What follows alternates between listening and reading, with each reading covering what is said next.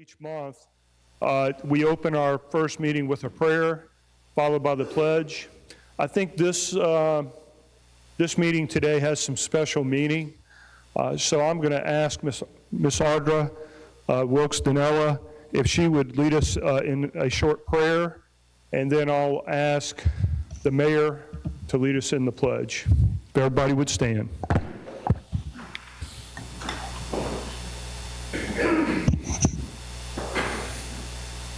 Lord, we are gathered in the city of Biloxi in these chambers with our fathers, our city fathers, and our city residents. And we ask you to put the thoughts, words, and deeds in our hearts and minds, in our voices today for the good of the whole of the people.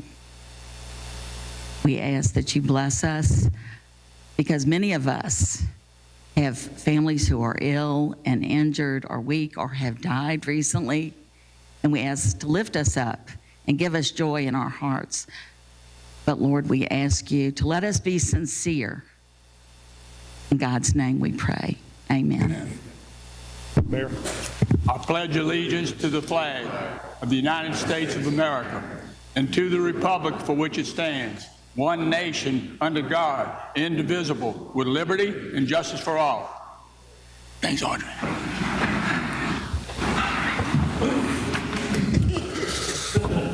Thank you for that. The chair will entertain a motion we don't have any, we need to suspend the rules? Okay. Chair will entertain a motion to suspend the rules. So moved. Moved by Mr. Creel. Second. Seconded by Mr. Tisdale. Clerk would read the revision. Need to vote. Need to vote, Ken. All in favor? Those opposed? Now will the clerk read the revision?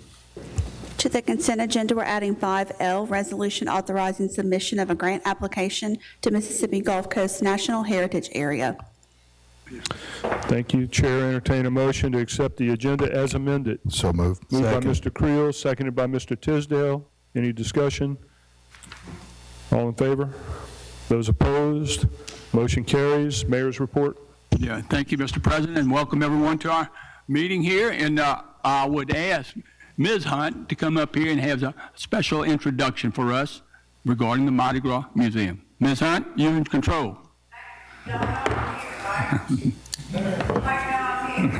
Bread. She got bread. Clean that leather jacket. Hey, I'm really glad to be here today, excited. And you all know Reader is no longer with us. So at this time, I'm going to give you just a little bit about Miss Denley, who the Deputy Secretary of the Mississippi Mardi Gras Museum. Graduated from Mississippi College with a degree in Master's in Counseling Psychology. So I can make it all the point. Come to the museum with lots of experience ranging from psychological insight, sales, communication, grant writing, fundraising, and customer service. Comes to us from Cleveland, Texas. There for 8 years. She loves the coast, she loves being here, and she attended the museum only 16 days. So she's now our executive director. Did you know there's a group that's left? She's on the group that she's going to find you a host. She's going to do counseling for her. All right? Danny, I got the first spot for you, okay? Thank you. All right. Would you take a little bit lower? Thank you. Thank you all. Nice. I'll look forward.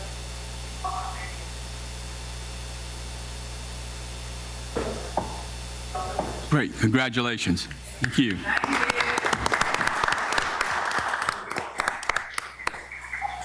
And I'm so excited our guy together. All right. Good job.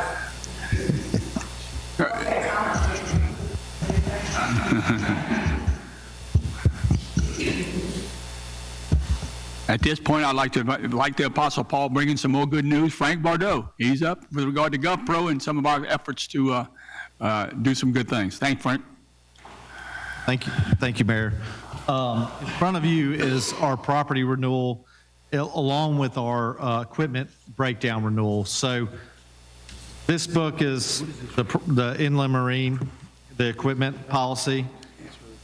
So the equipment policy is up from 209 to 276, but the values increase. So it's not a rate increase, it's the valuation increase.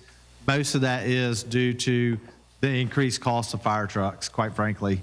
And that's happening all across, obviously, the country. The cost of a fire truck has increased, as you all know, exponentially over the last 10 years. But the good news is the Coast GovPro, your property program, had a very significant decrease of $326,979. So the overall decrease is $260,256.24. That is with an increase in property values too, of almost $9 million. In addition to that, last year, if you recall, we had a $500,000 that all the entities set aside for their all other perils deductible, buying that down to $25,000. At the end of a 12-month span, that's now $400,000 in the bank. This year, the committee, Coast GovPro, decided to increase that to $1 million. That's included in your premium. And so all we have exposed is $500,000, so there's $900,000. Former Councilman George Lawrence would be very proud that we're building up that fund. The idea of that fund is right now we're enjoying a very soft market. That market will turn, and when the market turns, we'll be able to use those dollars to subsidize and stabilize premiums. So the long and short of it is the program is doing what we expected it to do. We are enjoying decreases. Along with that, this year we brought in another product, the equipment breakdown. That premium was down 30%. That's included in your property premium. It expanded coverage and lower deductibles. So all in all, the program's responding the way it's supposed to respond, and we are having a decrease overall. Frank, you might want to explain some of the efforts that we went through at the end of 25 with regard to, bang for the buck, and we are the best in class of the 12 members of GovPro. We will continue that effort and expand that to get better coverage even for less funds, I think. Yeah, so, the goal when we brought this thing to y'all was to bring 12 entities together to create a buyer's group, to get interest from carriers that typically we'd be too small individually to have interest in our accounts. And so we had, in the fall, domestic markets and some London markets flew over. We showed them how we rebuilt the properties. We actually showed them how we have rebuilt the barrier islands, the billions of dollars that have been spent on the Mississippi Gulf Coast since Katrina, to really show them the painstaking efforts that we've made to mitigate loss in the future. We're a completely different risk model than what they anticipate. And so the only way to do that is put their eyes on it. And then we also had a small group of members that went to London, sat in front of underwriters, and actually told our tale to those folks, most of which didn't write any capacity here on the coast, all of which are on our program. And so we're very proud, and we're going to try to continue to expand that.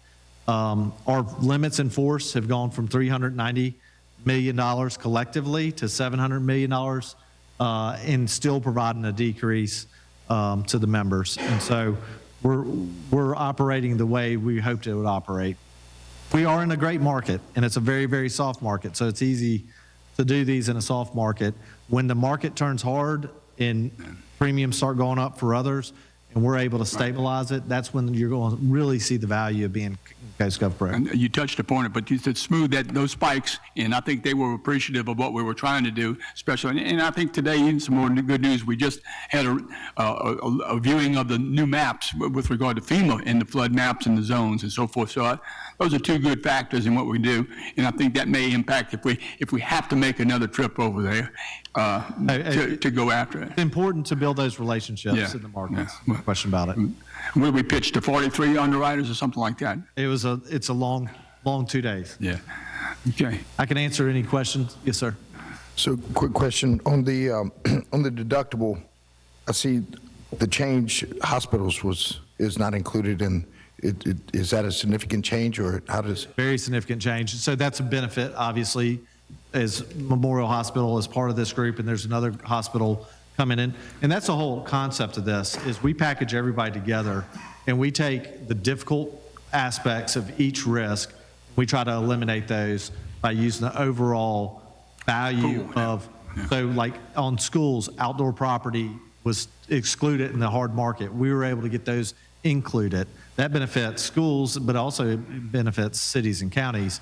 And in the case of the equipment breakdown, eliminating that hospital deductible is a huge deal to the hospitals that are in this. Yes. Perfect, thank you. I think too, along those special needs regarding the stadium and as well as aquarium, I think that was all components in the evaluation. What was it, $2.6 billion of coverage we were trying to get? Yeah, we're going to be a little over 3.4 billion in values this year. We did as we told you all we were going to do when we created this. We're not going to grow this overnight. We had 26 submissions. We've been very selective of those that join. We want to make sure that we're able to maintain this for long term. And it's only in the possibilities only come from the lower counties in Mississippi, not across. Counties in Mississippi. Yeah. Frank, I just want to thank you for doing yeoman's work on this project. Really, it's gone very well. Thank you, sir. Great idea. Thank you. Appreciate it.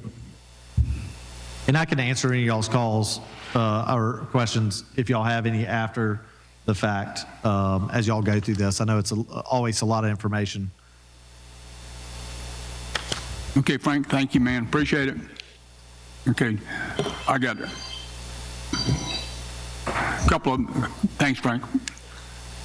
Let me get a few pieces of information on Pops Ferry extension. I think we're about 40-something% plus finished and complete, and I think there's some on the south side, storm and water drain between Beach Boulevard and railroad tracks is pretty much complete, and then on the north side, the retaining wall and infrastructure and everything is going quite along. I think there's going to be some road closures just south of Paris Road, which is in effect Friday at 5 p.m.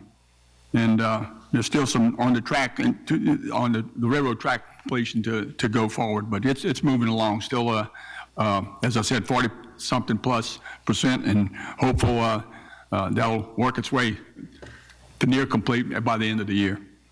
And I think Chick-fil-A building permits have been pulled, right, Gary? And groundbreaking will be coming, and that includes an extensive amount of landscaping and so forth. I think.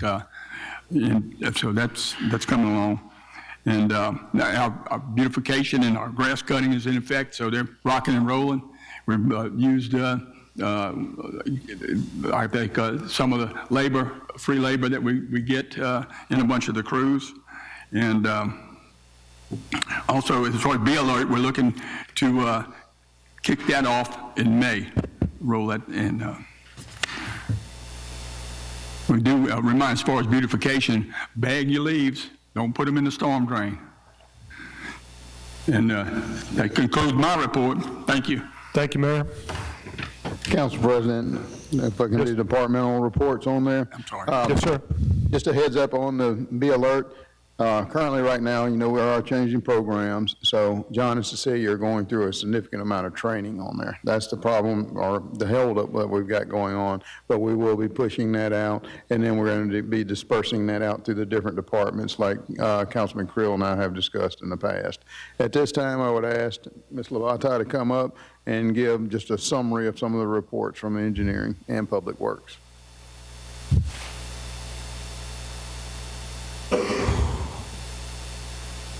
So I wanted to update y'all today on the West Biloxi Library. We've had that library shut down for quite a few weeks now. We've been trying to get the electrical service into the building, had some significant damage, and we're trying to get that repaired. As we get these costs pulled together, I wanted to give you an update of where we stood on this building, because that building requires a lot of maintenance at this time. So we've gotten, the roof leaks pretty significantly there. We have gotten quotes to replace the roof. The lowest quote we've gotten so far is $307,000. It's going to be about $10,000 to get the electrical fixed. We're still waiting on a second quote to try to get that. We've been having some issues on how to get it the means to fix it. The plumbing, they have plumbing problems in one of their bathrooms. The tile is, at first we thought it was tree roots. The tile is busting up, the foundation's busting up in one of the bathrooms. We don't have a quote on that yet, so we don't know exactly the extent of that repair, but we're estimating it's going to be about $12,000 by the time you bust up the foundation, replace the sewer pipes, replace the tile. Depending on, one of the things we need to look at because of the roof leaks is the ceiling tiles will more than likely all need to be replaced, or a significant amount of them. Just to purchase those, if we do with them in-house, that's $40,000. HVAC in that building, I think we've got it working pretty well. We did some pretty good repairs to it a few years ago. Same thing with the carpet. Carpet was replaced in 2023, so we don't need anything there. But as of right now, to get that building back open and back in full operating condition, all the issues resolved, we're looking at $368,000 is what we need.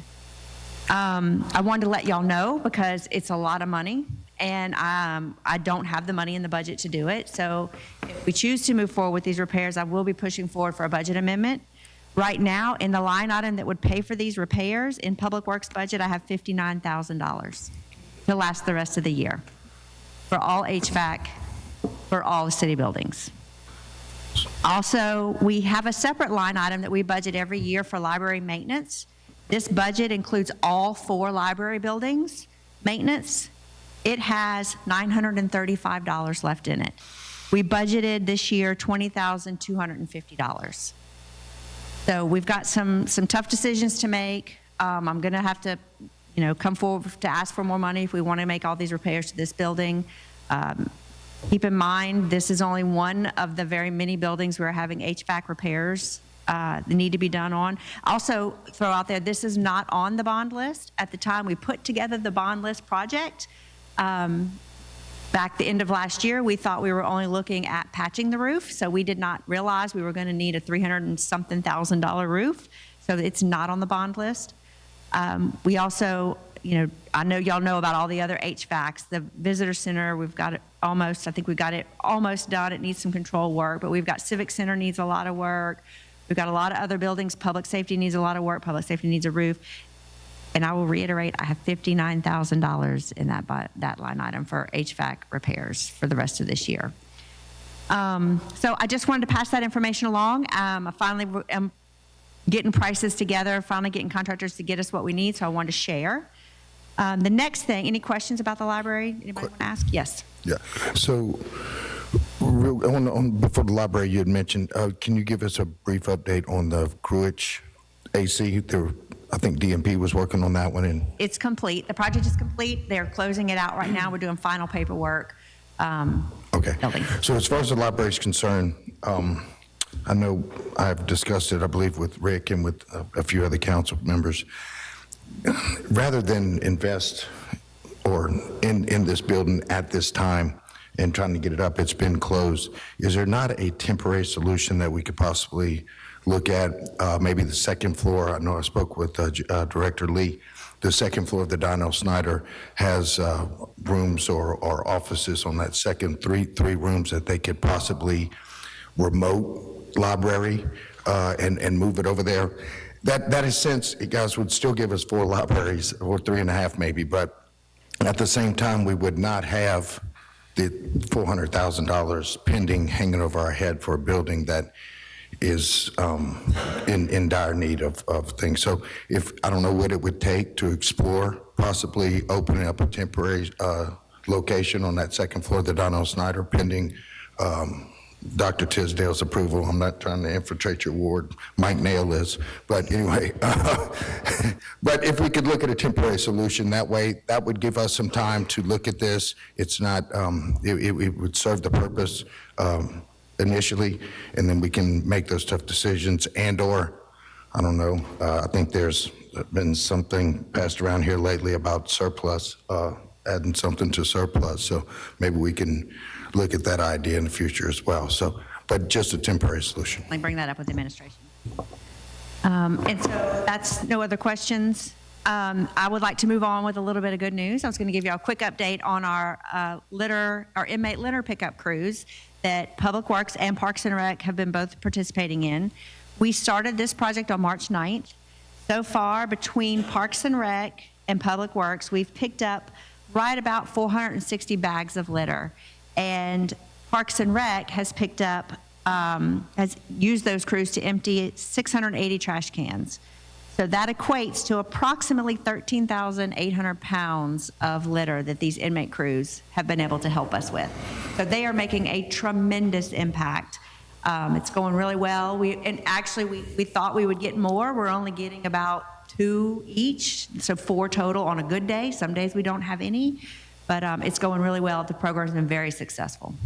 So question on that would be, can you give us a roundabout figure of how much money we saved in maybe temp jobs that you would have had to use in place of these inmates? It's a shame. I know some of them don't want to come out, but the program gives them time off their sentence by them coming out and participating in this program. So it works twofold, and heaven forbid we get a good employee out of it at the end of, people fall on hard times, and so we give them an opportunity. Maybe they come to work for us later. But I'd like to know how much money we saved just about, if it's give or take a few dollars. Thanks. That number? Okay. Maybe if we can save money, we can buy some more no littering signs. Yes. Thank you. Definitely. All right. Thank y'all. Thank you. Does that conclude Mayor's report? Yes, that concludes the director's report as well. All right. Thank you. We'll go with council reports. Mr. Gray?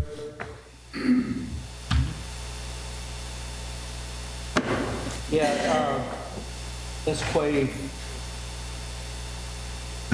Is Ms. Quave in? Hey, can you come up, please? Got a couple questions for you.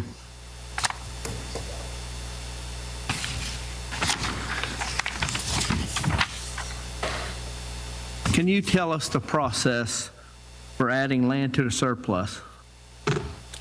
When we list? surplus property and we do declaration, what that does is that gets Turn it up, Carrie. a position where we can approach developers, begin to work with them, come to some kind of an agreement. That's all the surplus declaration is really doing, is that it's saying that we don't need this, let's do something with it. Once that is all worked out, whether it's we've decided to go to a bid or we've, accepted agreement where we're doing it on the average of appraisals, that then comes back to council to be approved. So the surplus declaration is not authorizing the sale so much as it's authorizing us to begin the process of trying to sell it. The sale itself will come back always.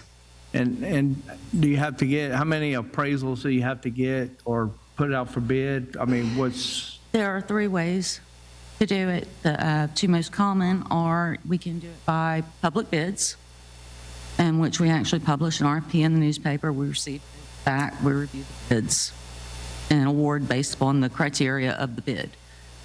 Or we can do the sum of 2 appraisals or some negotiated value in relation to that. I've seen some of them where it's, we've negotiated agreements where it's a guarantee to the sum of the appraisals, but is guaranteed to not be less than, or something like that. But we do have to equal some of the 2 appraisals.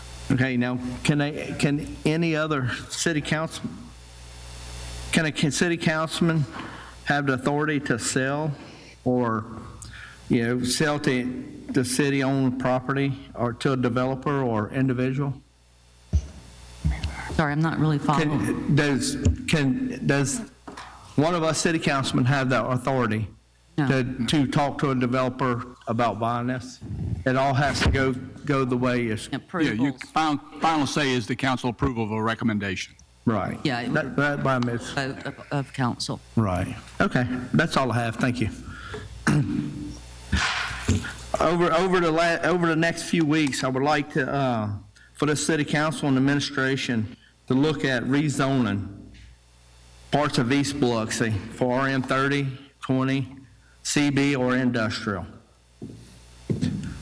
For 20 years, there's been little to no growth in East Biloxi, very few houses coming back. the people left Biloxi, they left behind vacant lots, parks, ball fields that the city cannot afford to take care of. It's time to look towards the future of Biloxi. Businesses with apartments on top, short-term rentals in by-right areas, apartment complexes, townhomes. We have plenty of empty land to make Biloxi grow. With the people comes the business and comes the jobs. Rezoning is a must for Biloxi to thrive again. To keep the taxes lower, to bring the people back to Biloxi to live. As a city council member, still learning, I need to improve by doing more research myself. Maybe I should apologize for that, but sometimes we have different things going on. I know what the city can and should look like. I just want the best for the city.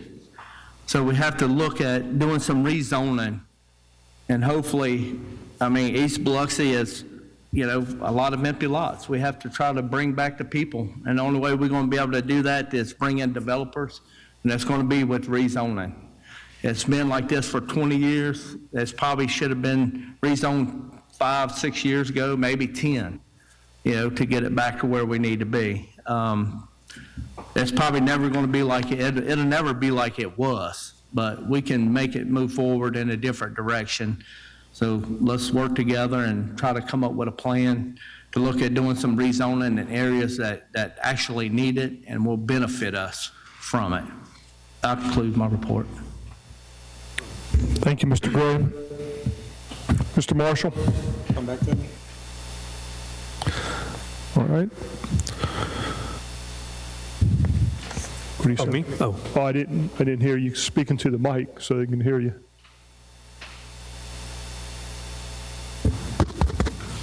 Come back to me. All right, thank you. Mr. Nail? Yeah, look, I'm asking these questions because I get phone calls, and number one is the Hiller Park bathrooms. People want to know, when are they going to be fixed? They're cleaned up, but when are we going to be able to use them? To Jamie. It's been a long time since they've been broke. Like I said, I'm only asking this because people ask me. Yes, sir. It's a fair question. And unfortunately, I really don't have an answer that I can give that I feel comfortable with. Now, I can tell you that there has been progress on it. Today, the electrician is out there installing all new lights and receptacles out. Once that happens, then the next phase will happen, which is going inside and looking at the assessment of what we need to do to fix the bathrooms, to see what that is going to entail. As soon as we can get it done, we want to get it done. I hope we could get it done maybe by the start of the summer, but that's not something that I can guarantee, because we are having outside help come in and help us do this. So it's kind of based on their workload as well. We do have a meeting tomorrow morning with the KOPC group about some other projects that we might be able to get a little more information about this project during that time as well. But it is a process. We don't have a whole lot of money to invest and do that right now, so we're looking for other alternatives, whether it's the KOPC help that we can just buy the materials and they can come in and do the labor, but then that's also kind of based on their schedule as well, on what they're able to accommodate us with. But I promise we are doing our due diligence and trying to get that done as soon as possible. Well, what I was going to say is, I know if this park was at other parts of the town, it'd be fixed right now.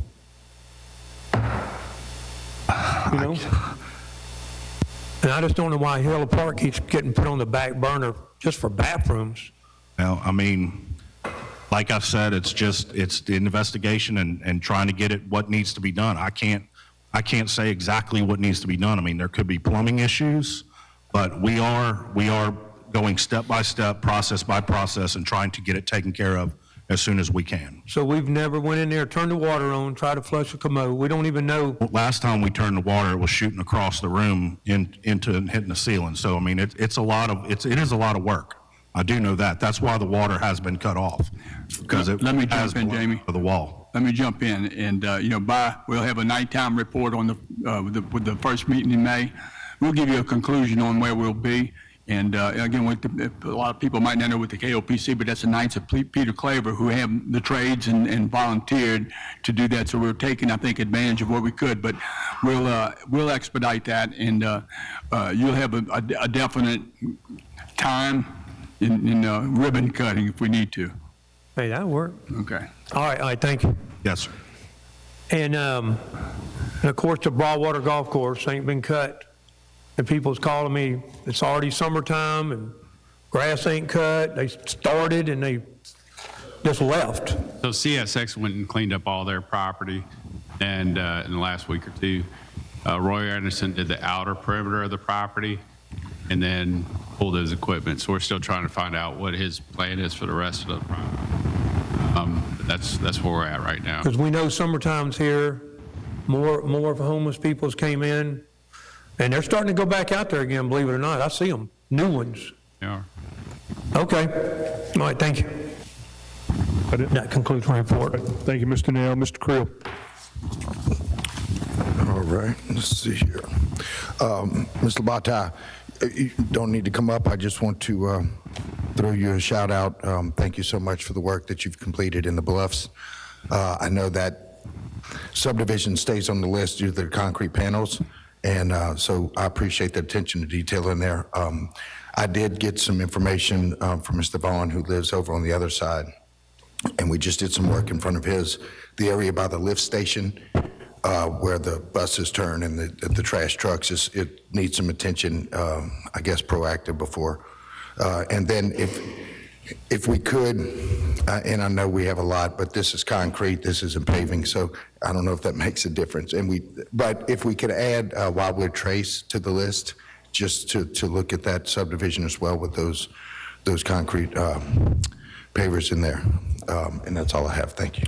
Thank you, Mr. Creel. Mr. Tisdale. Yes, one comment. I noticed Ms. Labata mentioned that, talking about the bond projects list, which hadn't been finalized yet, but that the West Biloxi Library was not included in that, and also noting that I recall last week you had offered a comment on what it would cost to repave or resurface Bay Vista subdivision, which will be, I would assume, give or take $2 million. And that's not on anybody's list anywhere either. I just want to point that out. Okay, having said that, Mr. President, I yield the remainder of my time to Audra Wilkes Danella.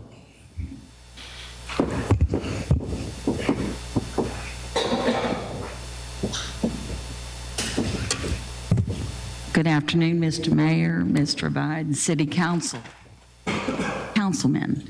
I am Audra Wilkes Danella. I was born in Biloxi and am the recent widow of Danny Danella, daughter-in-law of Severio Dan Danella, namesake of Danella Park. Thank you for putting me on your agenda today. And thank you, Dr. Tisdale, for yielding your time. Biloxi Council wants to declare Danella Park as surplus property, opening up their opportunity to sell the park and possibly the land around it, rezoning for high-density apartments to house casino employees. The resolution the city presented stated Danella Park is no longer needed or used by the city. Padlocks have been installed, closing the door on over 50 years of Biloxi's history at Danella Park. The City of Biloxi website has Danella Park listed as located on the east side of the city. Amenities include providing numerous activities for the public to enjoy: ball fields, batting cages, concession stand, fenced areas, lighting areas, restrooms, and playgrounds on 1.5 acres of parkland. Green space is important to every city. There is an ordinance dating back to the early 1900s that required every subdivision planned in Biloxi to have a park. Once you give up city's green space, you never get it back. Now, I ask those present today who have played, worked, or supported Danella Park to stand and be recognized? Please stand. Work, played, or support Danella Park. Stand and be recognized. Thank you. Please note, most of them are in red. That just shows how committed they are. And that they do not, the red means that they do not want the park to be surplused. Thank you on that note for standing. I'm here today. You know, it's not about Mr. Dan. It's not about the Danella family. But I'm here today to speak first. You got to think about Old Biloxi. To speak first for Sarah Kuhn family, who had sold the land to the city of Biloxi in 1901 for 5 cents. Everybody has a document, I believe. I pass it out. Go home and talk to your neighbors and friends. This is Sarah Kuhn and the city of Biloxi's contract. In the consideration for the sum of 5 cents, I have sold and conveyed to the city of Biloxi one piece of ground in Kuhn subdivision in the city of Biloxi, state and county above mentioned, on condition that it be used as public grounds or to serve as a children's playground, not to be sold or used for any other purpose. And it goes on to give the dimensions of the land. Next comment, though, says, to have and to hold to the city of Biloxi forever. Witnessed by my hand this 20th day of July, 1901, Sarah Kuhn, State of Mississippi, Harrison County, personally appeared before the undersigned authority in and for the city of Biloxi, state and county, Sarah Kuhn, who acknowledged that she signed and delivered the foregoing instrument in writing on the day and the year mentioned. And I'm just going to wave this around. This is in Sarah Kuhn's own handwriting. And this was just typed so we can have it today and it's legible. And this was found in the Biloxi archives, and I appreciate the law office of our city attorney and anyone else that was involved in getting this into my desk.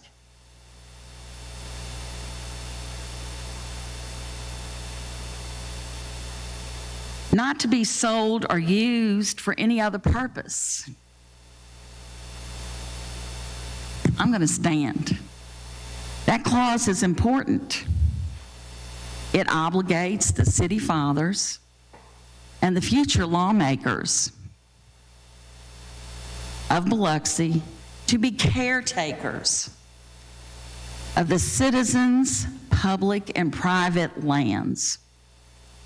This puts us here today with the responsibility to do right by Sarah Kuhn's wishes and donation, but also do right by Coach Dan Danella's time, talent, and commitment. I'm gonna get for Clem. To the youth of Biloxi who played Little League at Danella Park.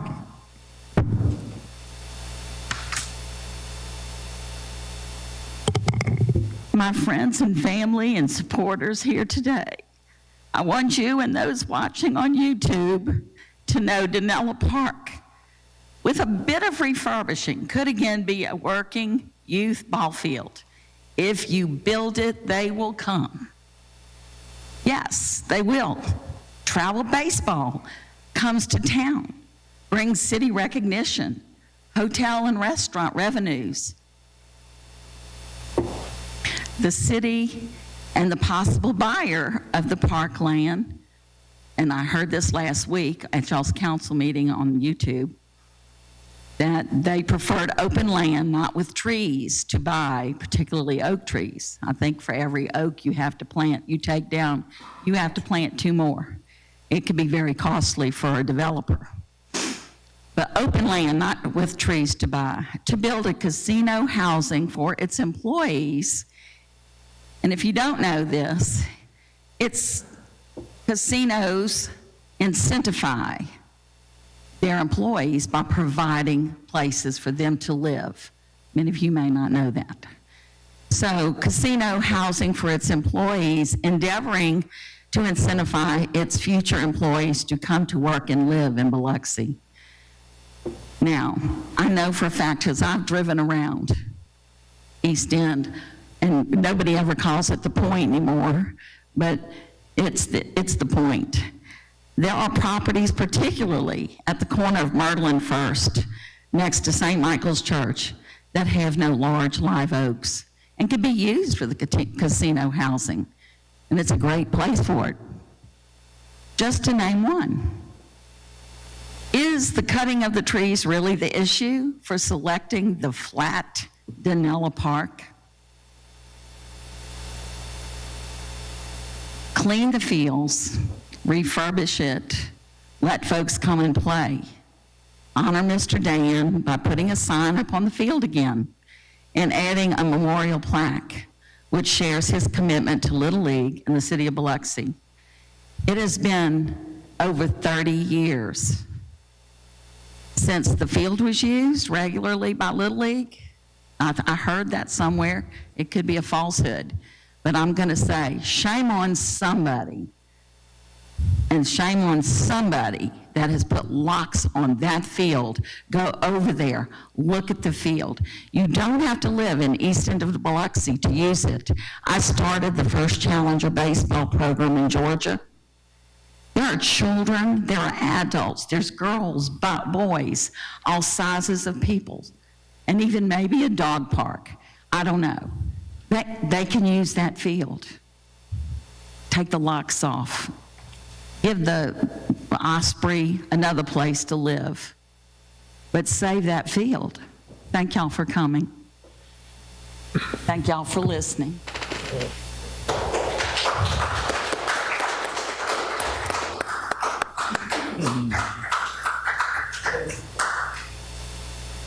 Mr. Tisdale? I'm done. All right. Mr. Shoemaker? Yes, I have a few things. Shucker Stadium, and I know we had received a complaint recently about the one of the elevators not working, and it's on the Beau Rivage side, I guess, of the bridge. Is that, do we know if that's a city issue? Is that a? No, that is a city issue, and it's on this side, but I've talked to Ms. Luton today, and what the Beau Rivage told her was that she could go across that walkway and go directly into Shuckers. That is a falsehood.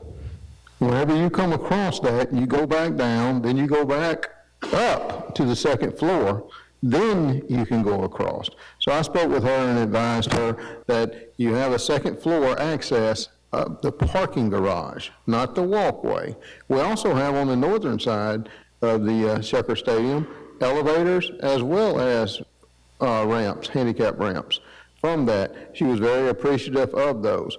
Currently, right now, the elevator on the north side of that is around $15,000 to get repaired. You've heard Director Labonte talk, you've heard Director Lee talk. We have to be able to balance those out in between. So we have put the correct signing on those, and but that is a city issue. But we don't have the $15,000 right now that I want to put into that comparative to the other things. So I'll take the hit, but I did speak with her and I advised her that she did have incorrect information, and she was very grateful for that. And she was very appreciative of the beautiful city of Biloxi and said she would be coming back. So I did speak with her today as I sent out on the text with y'all. She called me back today.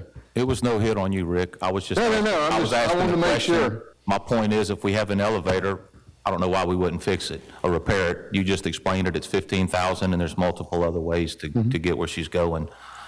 And it would have not got where she was going anyway. That suffices for my question. And if we put a sign on it, then I'm certainly good with that. Secondly, Walsh Fayard, Woodland Hills Drive. I know I've said some things about it lately, probably not near enough. Today I've got nine messages regarding some potholes, and it's no fault of Public Works because I've been in contact with them and they're repairing these potholes. So it's no fault of them, and that's not why I'm speaking of this today. I guess really why I bring it up, and I know I've talked to Rick, Director Labata, Director Creel, I don't know what else we can do.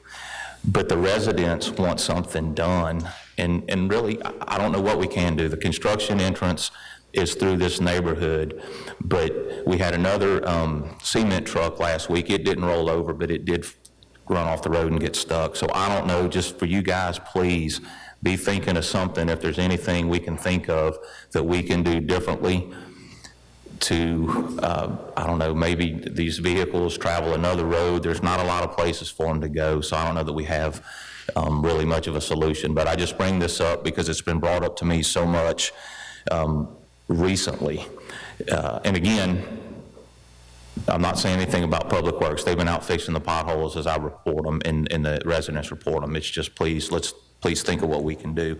And lastly, Director Shoemaker. Yes, sir. Councilman Shoemaker, that one actually is on the capital projects request from there. So Wash Fayard is on here. Once we work through these different workshops, be able to get to that. Okay, great, thank you.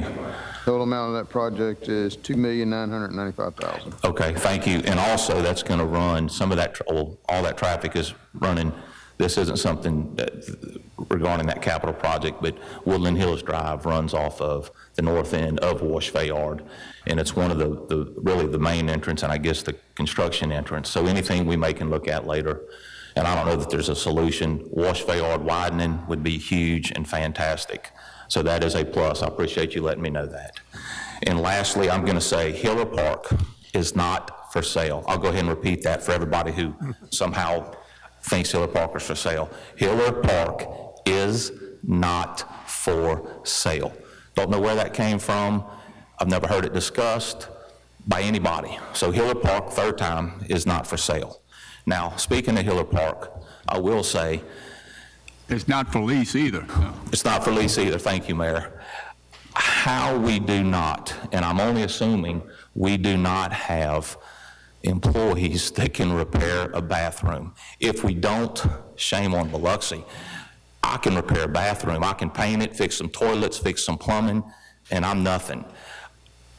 And again, I don't know the extent of what the damages are, and I don't mean to steal your thunder, Councilman Nail. I brought up Hiller Park, and you had brought something up. So to your point, I don't know how we can't get that fixed.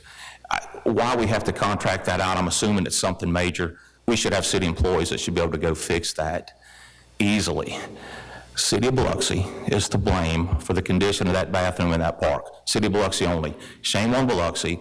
Biloxi needs to do better and get that fixed. And that is all I have. Thank you. Thank you, Mr. Shoemaker. I'll get you after, unless it's related to Hiller Park. You got anything on Hiller Park? Okay, I'll come back to you, Mr. Gray. Mr. Marshall. I'm letting Mr. Gray begin my time. We sitting here over and over, every director saying they don't have any money. They can't fix this. We got a roof at a library. We got bathroom in Hiller Park. We got a elevator out. I mean, we're going to go back to millage again. For people that don't know what millage is, that's just the property taxes that support this city. Give you an example. Biloxi is 30 mills. Harrison County is 36. Biloxi Schools 43. Total of 109 mills. Ocean Springs, everybody talks about how great Ocean Springs is. 146.05 mills. Gulfport, 32 mills. Long Beach, 44. So that's why we can't afford anything. One is our millage is so low. I mentioned last meeting that it's been over 30 years since we had a millage increase, and we're paying the price for that. Y'all heard it tonight. Air conditioners, it's electrical, $400,000 just for a library, that we don't know if that's even the total number. It can be $405,000. We don't know until you get in there and you start trying. we have to look at doing something different than we've been doing over the last 20, 30 years. It's not working. It's not. Potholes. We can sit here and talk about this all the time. We can't afford to fix a ball field. That's one of the reasons why it's in there. You know, everybody is wanting to come donate their time to it now that it's been brought up to attention. We have to start looking at Biloxi in a different way. And I'm sorry, I mean, I love Biloxi. I'm from Biloxi. I played at that ball field when I was a kid, and I understand that. We have to start looking around it. We have to start looking at rezoning. That's just what we got to do to make it grow. I mean, look at it since Katrina. There's nobody down there. So y'all think about it over the next few weeks. Let's try to maybe do a workshop. Maybe next meeting we'll come up with a workshop date and try to look at some rezoning areas. That's all I have. Thank you, Mr. Gray. Mr. Marshall? Mr. Labate, did I hear you say that the library is closed? Who's Ms. Labate? Can you come up for me, please? Come up.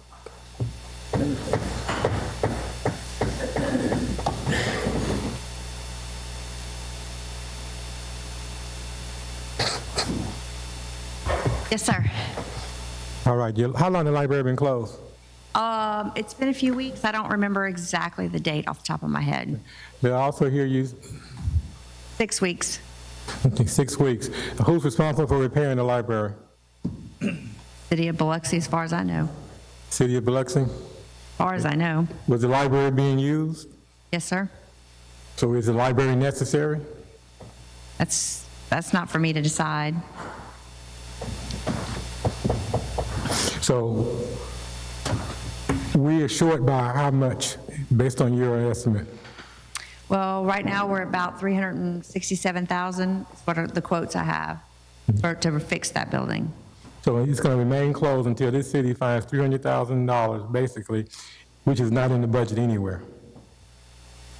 Well, I don't know how long it's going to remain closed. It depends on whether we choose to fix pieces and parts of it. We could fix some of it, but not all of it. That's where there's a lot of hard decisions that are going to have to be made here pretty soon about what we're going to fix and how much money we're going to put in the building. How long has it been going deteriorating, the roof been bad? Did it just all of a sudden happen, or what? No, sir. This has been happening, so it's nothing we can call the insurance company on, we say, hey, a tree fell in or something, no. This is something that's been deteriorating. Yeah, we've been patching that roof for years. Been patching it. Yeah, yes, sir. Anything in the bond money for fixing that we were talking about? Sure. Okay. Not in the list that's been worked on to this point. All right. Thank you so much. You're very welcome. Ask her how much we spent last year on maintenance of the library, on that library. He wants to know how much did we spend on maintenance? How much did we spend on the library, this library last year? Library, I'm not sure. Give me an estimate. Yeah, probably, let's see, we did the carpet. That carpet was 2 years ago, so I'm not sure, but I bet it was close to 100,000. I mean, we've been patching it, we've been replacing roof tiles, we've fixed broken doors. It's, we redid lights that were out. I guess the question was, is it the county's responsibility or the city of Biloxi's responsibility? It's our building. I don't know. Okay. So it's our building that's falling apart. So, I mean, I can complain about the maintenance of my house. I can complain about the maintenance of my car, but it's mine, right? I'm responsible for it. So what good me to complain about it when it's mine? Correct. This is the city of Biloxi's building. Correct. It's been deteriorating and falling apart, different issues for a long time, been neglected, piecing it together because of financial issues. That's on us. Let me respond. Everything we have is deteriorating. Everything is 20 years old. That's more than 20 years old. There are other factors like limbs and trees and certain events that have contributed to this. I know we replaced the floor for about, because of leakage, we fixed that right in the corner, but the actual shape of this particular roof system is making it very costly. So there's some things that... My time, man. You took my time. Everything is in a deteriorating mode, and we're just now coming up with the total solution to what we need to do. And I agree, it is a city building, and that's why I'm presenting the issues collectively to everybody. I've presented them to administration and wanted to let you guys know, because there are going to be some hard decisions to make. What, as a city as a whole, do we want to fix in this building? We need to fix the building. We only have $59,000. That's not for that library, that's for all the libraries. So basically, unless somebody got a money tree somewhere, we're basically a broke city. Thank you so much. I want to add one more thing to that too, and this Yes, kind of ma'am. goes along with the bathrooms, is that you were talking about like, how does it get here? Well, I'll tell you, I have 5 building maintenance employees that take care of every building. So it's not that we can't, for instance, fix plumbing. It's that we can't, we're at a point where we can't stay ahead of it. We're chasing our tail, trying to catch up to all these things. Why is that? Because we have a lot of buildings and only 5 people to take care of. Why do you only have 5 people? So let's get some more people. I would love to. But I'm asking the question. We can go on, we're going to keep this going for a while, but the question is very simple. The world knows the answer. Why don't we have more than 5 people? That's all that my budget will allow me to hire. Money. Okay, thank you, ma'am. You're welcome. Okay. The question that I get the most out of everybody, and I'm talking to not the people in this room, I'm talking to Mr. and Mrs. Biloxi. Those of you who are paying the taxes, doing what you're supposed to do, those of you who are running your business the way you're supposed to run your businesses, those of you who are contributing. I'm talking to Mr. and Mrs. Biloxi. It is embarrassing. I'm 10 months in, 9 months in? 4 of us are 9 months in. And we have had nothing but bad financial news from top to bottom. We have people been on this council for 14, I think some 12, 16 years even. But we got people sitting on this council. Now we pretend like it's just happened. It did not happen. That building, our library, didn't just start falling apart. We are the only city, not just in the Mississippi Gulf Coast, but in the state of Mississippi, and not just in the state of Mississippi. You can add Louisiana, you can add Florida. We have 8 casinos in this city paying us a decent sum of money. No other city has all of that, but yet we're coming up short. We can't fix the buildings, not because we don't have the money. Of course, we don't have the money. We didn't even have the people we did have the money to fix the buildings. That's not Mr. and Mrs. Biloxi's fault.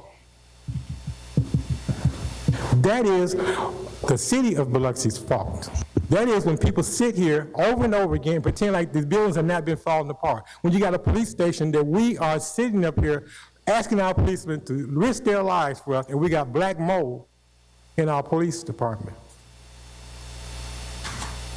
I would like to say nice things, but when I see my fellow council members asking for the same thing over and over and over again, and the same answer, we're broke. We don't have money to fix potholes. We don't have money to fix our leaks on our buildings. We can't say it because of a tree fell, and if a tree fell, we can call the insurance company. We can't even say that. Just falling apart. I just heard my mayor say that for the last 20 years, things have just been falling apart. Well, who do we hire to fix that and address that? It wasn't Mr. and Mrs. Biloxi. They didn't knock on people's doors. They didn't run TV campaigns asking for the job to address these issues. But yet, they pay their taxes.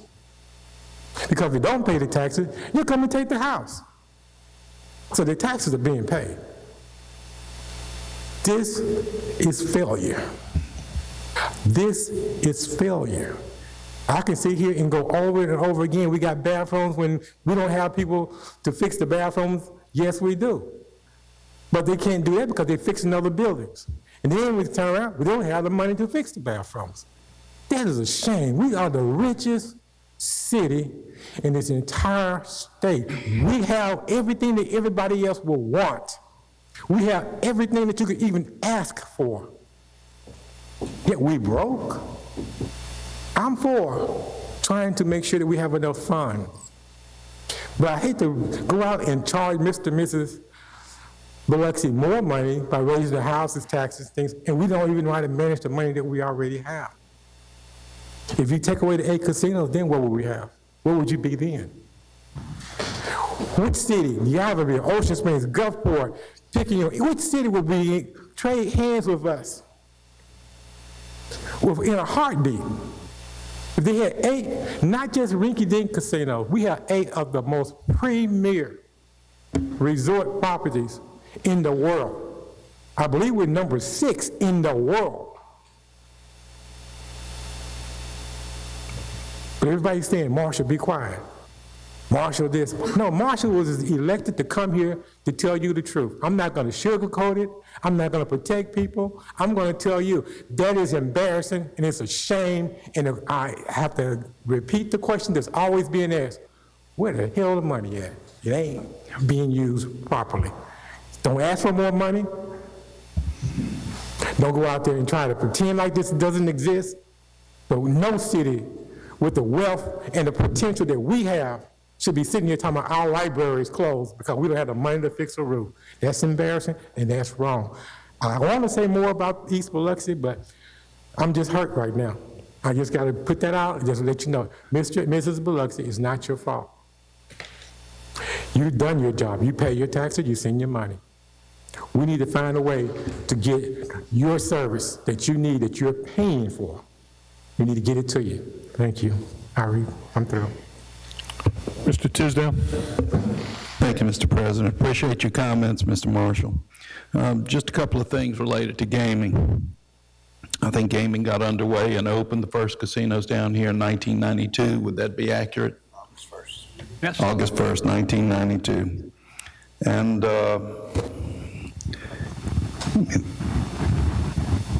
at that point, the millage rate in the city of Biloxi was 59.06. That's almost twice what homeowners pay in property tax these days. So, to answer your question to some degree, where does all this casino money go? Well, your taxes, your property taxes were cut in half. So in essence, the casinos are paying for that half that the property owners used to pay for the last 30 years or so. The last time there was a millage increase in the city of Biloxi was 1996. It went from 57.56 mils to 58.31 mils. You have to consider inflation in all of this. Things cost you more today than they did 2 years ago or 5 years ago. It's no different for the city.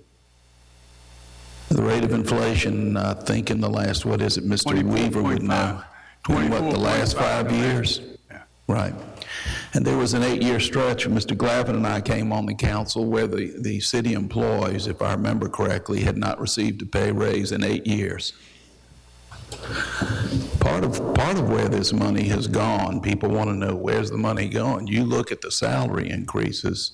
$8 million since 2021. Right, and those were long overdue pay raises. You wonder, well, why do we not have more people in public works? Well, for a while there, nobody would apply. The pay wasn't high enough. So that's part of it. The other thing is, over the years, and this is just me theorizing, I have nothing to base this on, I don't have access to the data, the historical data, financial data, but it just seems to me if those employees were not getting some raises, that our employee or workforce was hollowed out because of the cost of everything else went up, whether it's materials, supplies, paying contractors. Your property taxes didn't go up. Where are we going to find that money? So I could be wrong, but I think we've been trimming the number of employees here and there in order to save money to meet the other needs of the city. So that brings us to where we are today. I dare say I had a conversation with Mr. Glavin. I want to say it was 6 or 7 years ago, Kenny, and I said, I think we need to be looking at raising the millage here. And but there wasn't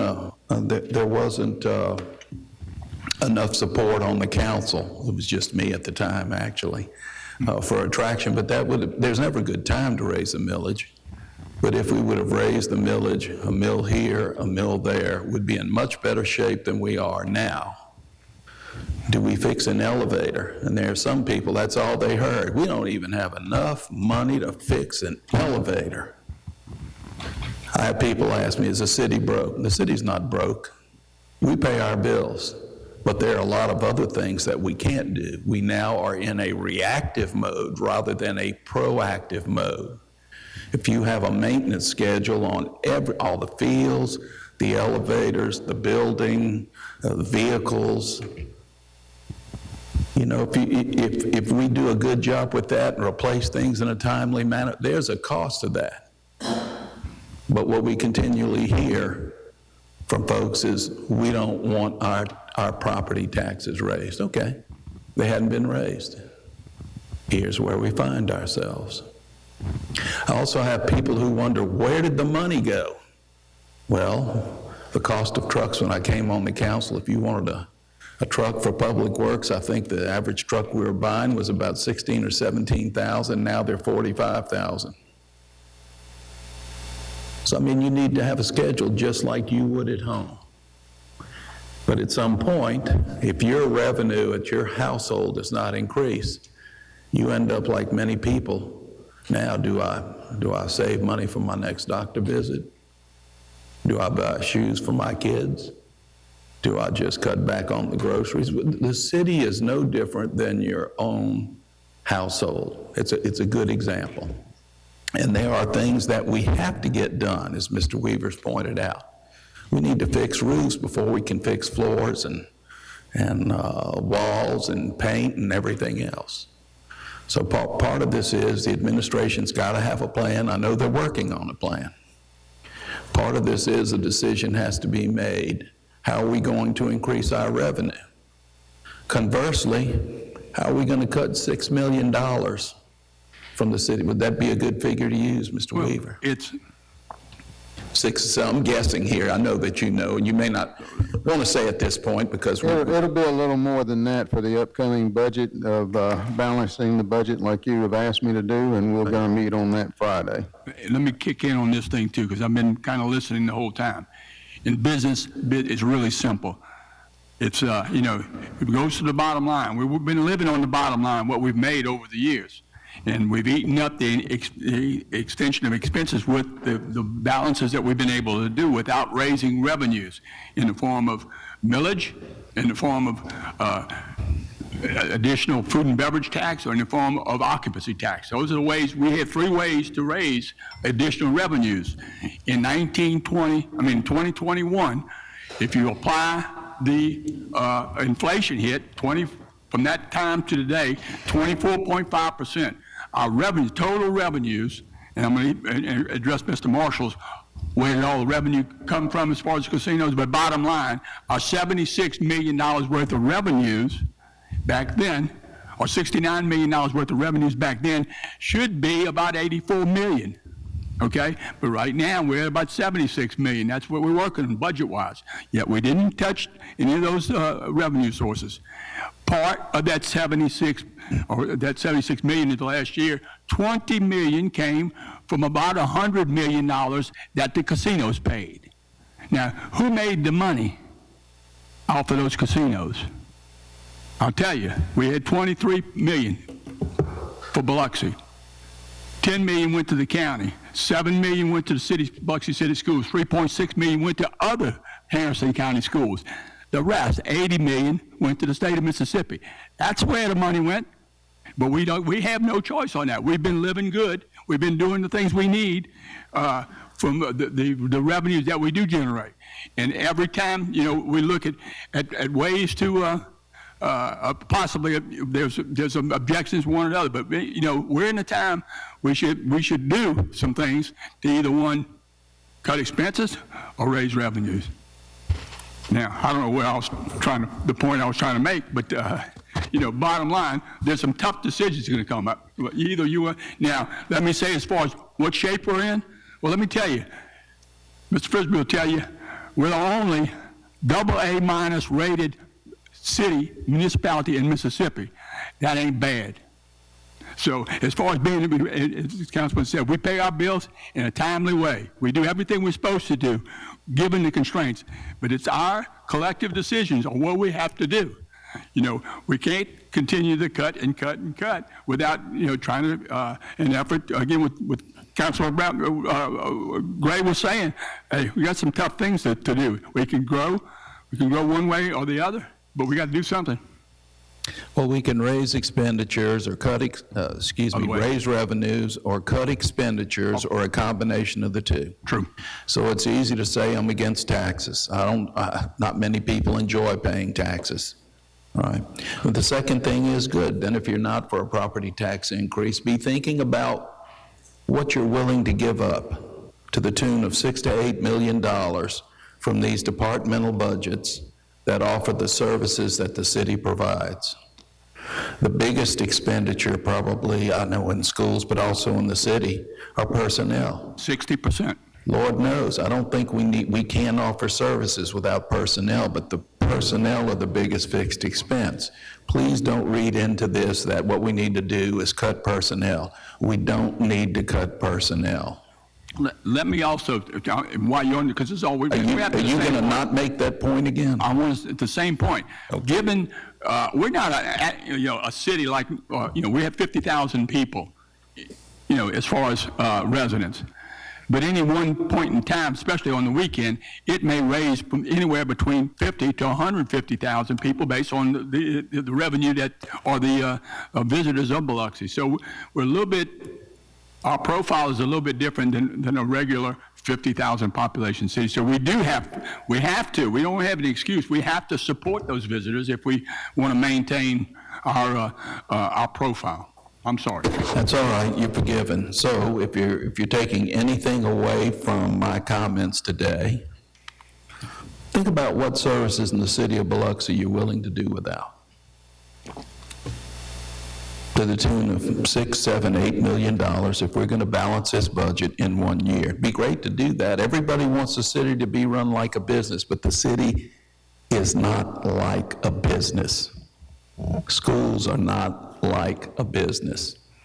We're not like Ocean Springs, we're not like Gulfport. We have more similarities than dissimilarities, but our situations in each city along the coast is unique. We have different challenges, and it's up to address those challenges. So again, just leave with this thought today. If you're a citizen of Biloxi or you're watching today at home on the video, just think about which services you're willing to do without, which parks you're willing to close, which libraries you're willing to close, all right, which roads you don't want to pave. Come back to me. Thank you, Mr. My name was called. Honestly, thank you, Mr. Tisdale. My name was called on there, but let me be Mr. Marshall, you like to be recognized? Yes, sir. Thank you, sir. Let me be clear. Before we start closing roads, before we continue to let our libraries be closed, I'm going to say we need to get rid of the people who've been sitting up here to put us in this situation, because you didn't do it, Mr. and Mrs. Biloxi. We were put in this situation. You paid your taxes. You did what you're supposed to do.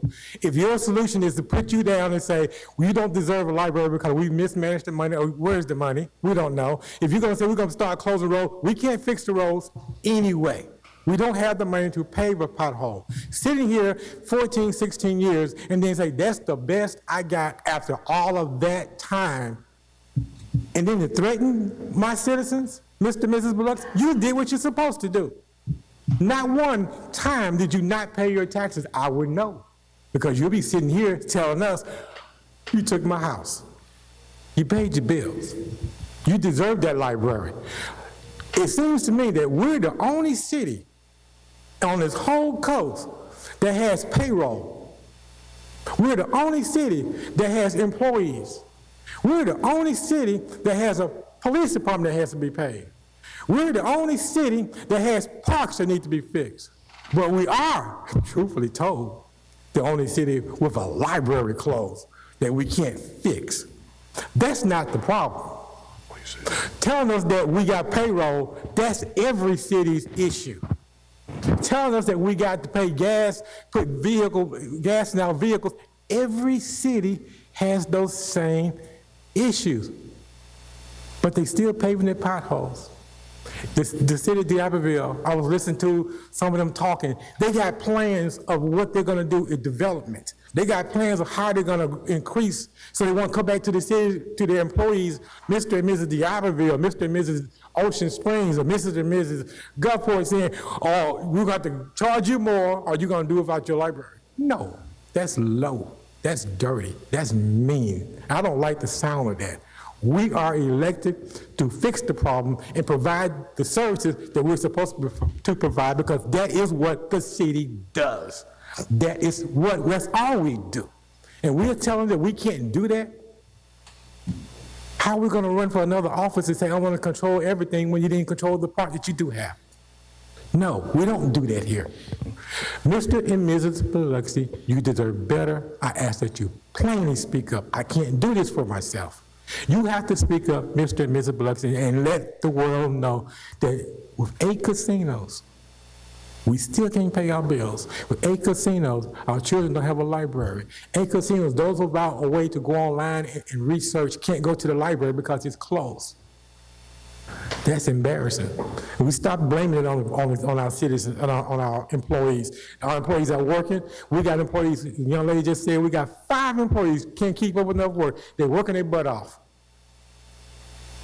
Where's the money? So don't pretend like we're the only city with payroll and issues and things like that. No, that's not their problem. That's our problem. Thank you, sir. Let me add too that we're here together. You set the revenue budget and you set the expense budget. That's where we are. We're coming up 6 months from now. We're going to be in a new year. We better come to some conclusion.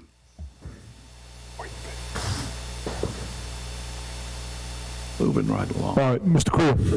Just real quick, not to change the subject, but to change the subject. I'd be remiss if I didn't give a huge shout out to Supervisor Nathan Barrett, who I met with this morning, his road guy, Todd Herring. They're coming out and doing some patchwork over in Ward 4. So just wanted to throw that out there, and I'll keep you updated on the progress. All right, thank you, gentlemen. Thanks for getting to my report. Let's say a couple of things. We've come a long way since Hurricane Katrina in the last 20 years, and a lot of things have been done in the last 20 years. I hope we can look back on the devastation of what happened during Katrina and be proud of the accomplishments that we sit here today that we're able to enjoy with our family and our children. Is there a lot more to be done? Of course there is. I'm not apologizing for not supporting increasing the millage over the last 14 years. I believe it shouldn't be increased until it's absolutely necessary. Is that time today or tomorrow? Perhaps. But we should, if we go in that direction, we should have a well thought out plan on what we're going to do with that increased millage. The other thing is, I'm hopeful and I pray for, is there's a lot of finger pointing, and I hope the leadership of Biloxi rises to the degree of not pointing fingers and coming up with solutions. I'm not going to spend a lot of time because you don't want to hear, you've heard all of this. You want to know what we are going to do next and what's going to happen tomorrow so Biloxi is better tomorrow. And I'm praying that this leadership and our community comes together like you have today with the red shirts and somebody traveling all the way from Atlanta to deliver a message is good. And hopefully we take that as a community inclusive and we build these solutions together. All right, get that out of the way. A couple things. National Honor Society, the high school level reached out to me and they were interested to see if the city of Biloxi has a program where students can gain those Honor Society hours. Mayor, if I can ask that y'all maybe just review it and see if we can open up a dialogue with Biloxi. They're interested. I think that would be an easy thing to take a student or two. Perhaps they could shadow in the clerk's office or a department and earn those hours toward their Honor Society credits. And, yeah, and maybe they can cut grass. Mr. Creel suggested in my ear over here. All right. The other thing, I have a special announcement. The United States Air Force Band, Airmen of Note, is going to have their spring tour. It's going to be Thursday, April 30th at 7:30 p.m. at the Biloxi Civic Center. It's a chance for our community to support the mission of Keesler and the airmen and have a good, fun time showing what Biloxi's all about, what our community spirit and heart means. So please, if you're looking for something to do, bring your kids out there and let's join in with that worthwhile event. Okay. I also want to congratulate Athletic Director Eddie Lofton. I know his retirement was announced recently. Eddie has been monumental for the success at Biloxi High School. He's been there for, I believe, 11 years or more. Him and his family relocated here. I remember meeting them their first day, and there certainly was a lot of excitement, him being announced as the new head baseball coach for Biloxi. And Biloxi's had some good years with him, and as AD, they've had some incredible years.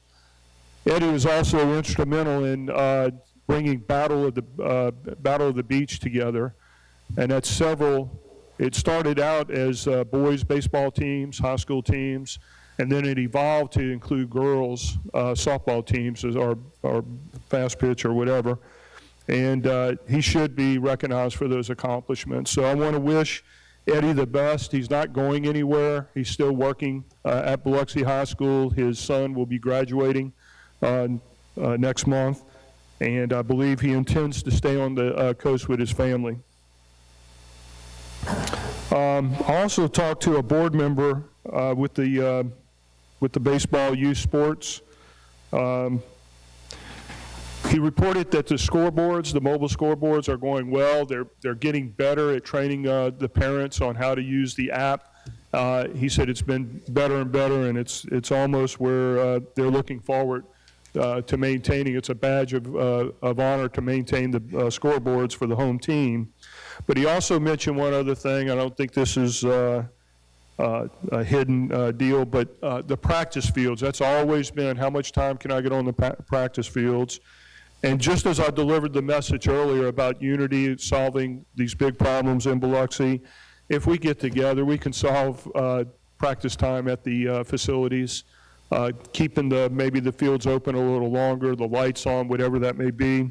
And I encouraged him to do so and keep an open mind. So Jamie, maybe you can get with your team, continue to work with them. I know it's not an easy thing to do. There's certain needs that have to match our capabilities, and sometimes that don't always fit. But let's continue that dialogue and see how we can get that improved if possible. I also want to announce that Coast Electric has announced that they will de-energize the power lines on Thursday, May 7th from 8 a.m. to noon, and it's affecting a lot of neighborhoods in Ward 6, including Destiny Plantation, Hingham Place, Brody Road, Live Oak on the Bay, Reunion Place, and Pops Ferry Landing. So if anybody's listening, again, that's May 7th from 8 a.m. to noon. Coast Electric will be de-energizing. They've been enhancing all the power lines, and so this is a good thing going forward. All right. I want to thank Ms. Danella for coming today, and also our condolences to your family. I want to thank you for that well thought out message that you gave to us, and I just want to conclude some of my thoughts on this, because preserving Danella Park's history while responding to modern needs presents an opportunity for the Biloxi community to unite around a shared vision.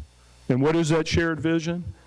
We got an opportunity to speak to a developer, and perhaps if we go forward. So, we tend to look at things black and white. The council is looking to sell Danella Park, and the council shouldn't do that. We should keep Danella Park. Okay, we keep it. You know, what are we going to do with it? We already said, note that we have problems with some of the budget. How are we going to improve the lights, the plumbing, the drainage, the field conditions, the parking, and a host of things out there? That's certainly a challenge and a solution we've got to come up with. But perhaps just looking at it as, because I don't think the resolution says we're selling Danella. What it says is there's an intent to declare it a surplus property. And we have a developer that is looking to perhaps put some workforce dwellings on there, workforce residency.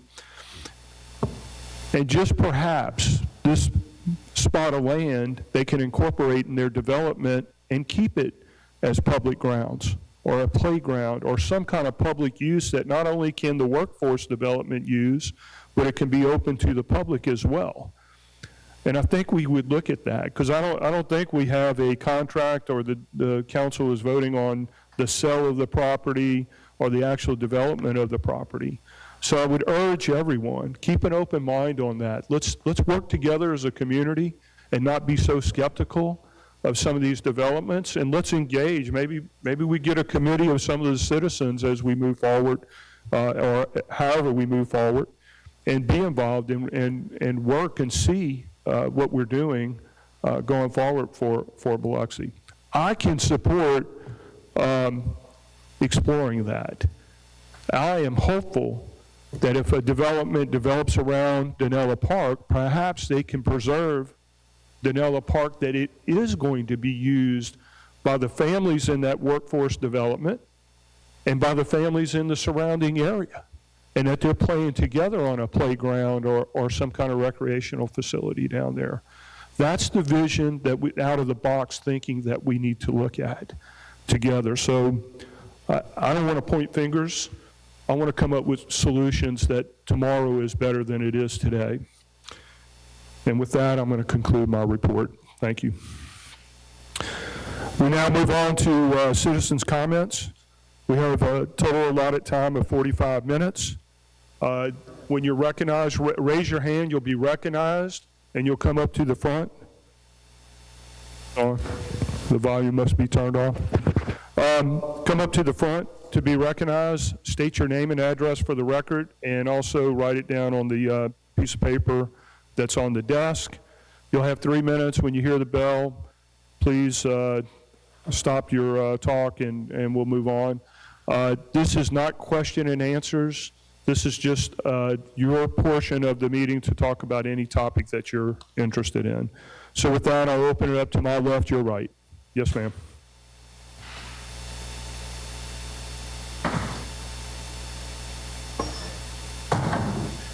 Good afternoon, gentlemen. I'm Sarah Chrysler-Rusky, the director of the Harrison County Library System. And I wasn't expecting to talk today, but since we have some updated information on the West Biloxi Library, I did want to make a few comments. The first being to some of Mr. Marshall's comments. The roof has been a problem I've been here 8 years, and I know that it was an issue prior to my arrival, so I would say at least a decade there have been issues. We first started trying to get the carpet replaced probably 5 to 6 years ago, and that did happen. We are very pleased to have a new carpet, and then the HVAC that was pre-Katrina failed, and that was replaced just after COVID because of supply chain issues. It took about a year and a half for that to happen. So just to give you just a little background on why there are so many problems, it's because the roof has been an issue for a very long time. The plumbing, similarly, I'm not sure what is wrong with it, but my staff there have complained about weird smells and stuff for, again, as long as I've been here pretty much, and I don't think there was anything that, it was a complex problem perhaps. Like I said, there have been a lot of recent investments, so that price tag was really shocking to me and then distressing, but there have also been a lot of investments that you put into that building recently, like the carpet and staff. The library staff personally painted the interior after that happened as well, so there's a lot of sweat equity from the staff in the building as well, and we're very proud of it.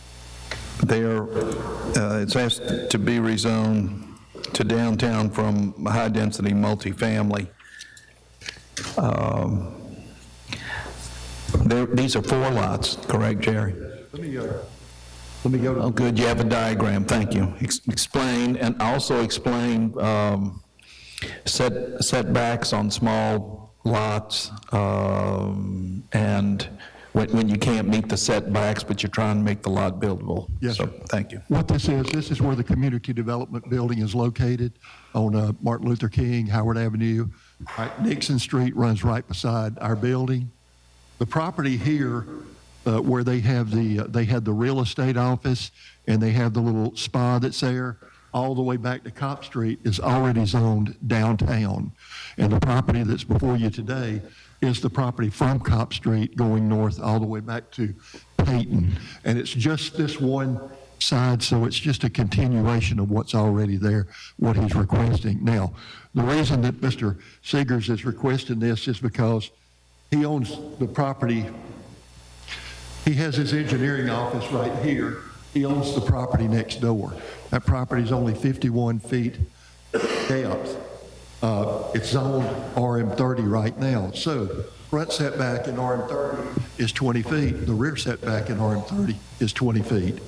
So it makes it an unbuildable lot. He's not able to meet the setback requirements. Okay, that better? He's not able to meet the setback requirements, and so he's asking for downtown zoning, because in downtown zoning, there are no setback requirements, and what he can do is actually align the house that he wants to build there. That's what he wants, is to build a house on that property and to align it with the front of his building that's already there. So it's a reasonable request. The Planning Commission voted 12-0 to change it to downtown zoning.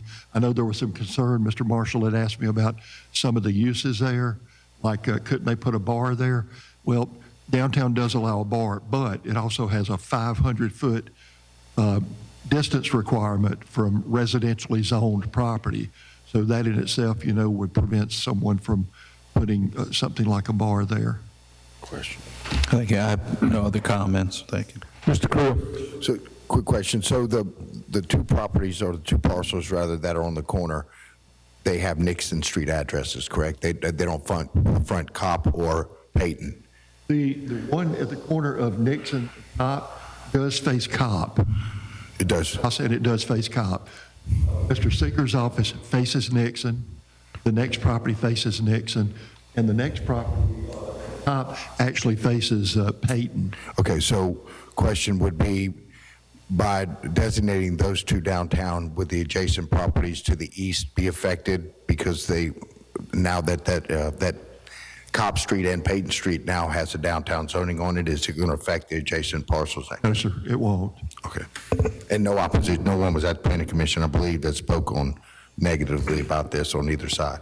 Well, there was one lady that showed up, and I think she thought that her property was included in the zoning change, and it wasn't. She just saw the sign across the street. Right, I think she was across the street on the other side. She's not included in this request. And so there's no adverse effect to the adjacent property owners that are next door on Cop or Peyton? No, sir. Perfect, thank you. Mr. Shoemaker. I have nothing further. All right. High density, I'm just asking a question right there. What's the high density mean? The density in that area, it's 30 units per acre for what he has right now. He could actually, theoretically, he could put in apartments there, a duplex, something like that, if he wanted to, under the current zoning. But he's not asking for that. He's just asking for the downtown zoning. And if we approve this, what's the city get out? I mean, what do we gain from this? Well, he's proposing to build a house there on the property, so we'd get the land taxes, which we're already getting. We'd get the building improvement taxes off of it, and we'd get more residents in the city of Biloxi. Okay, all right, that's it. I got a question for you. What does he want to do here? Build a house to live in? House, yes, sir.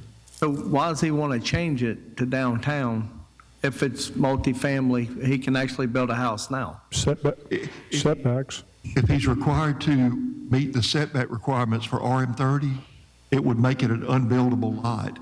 Because like I said, the front setback in RM30 is 20 feet, the rear setback is 20 feet, and he's only got 51 feet in depth. That would only leave 11 feet there between those two setbacks. And with downtown zoning, there are no setback requirements. Okay, that's all I have. Anyone else? All right, call for the question. All in favor? Those opposed? Motion carries. Unanimous. Resolution declaring real property to be surplus and authorizing the sale thereof. All right, this was motioned by Mr. Tisdale, seconded by Mr. Creel. Mr. Tisdale.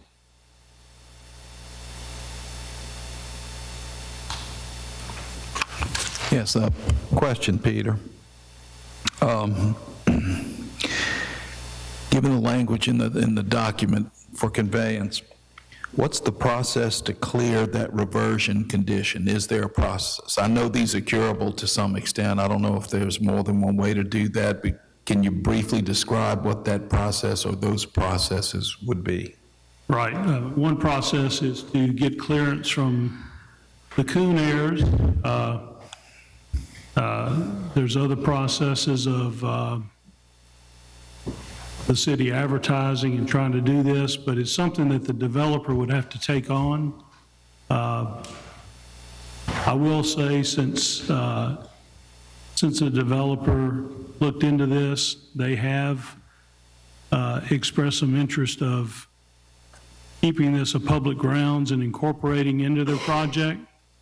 But, you know, it'd be up to them at some point in the future. I think the simplest thing to do for the council at this point is let's remove the park as surplus property. As something they could always come back and investigate in their own time, and keep the other parcels and let them see what they can come back in that respect.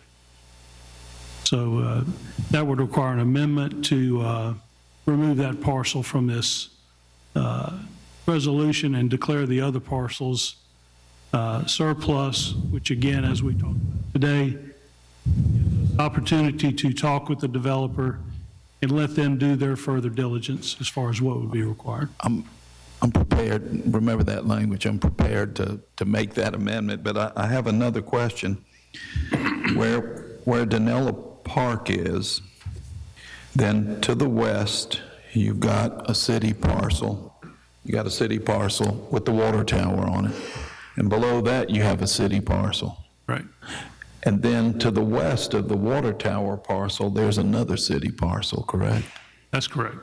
But we're not talking about that last parcel here. We're just talking about the water tower parcel and what's south of that parcel, and then Danella Park. I think, and we'll verify that, what we didn't include was the water tower parcel, just because it had a water tower on it.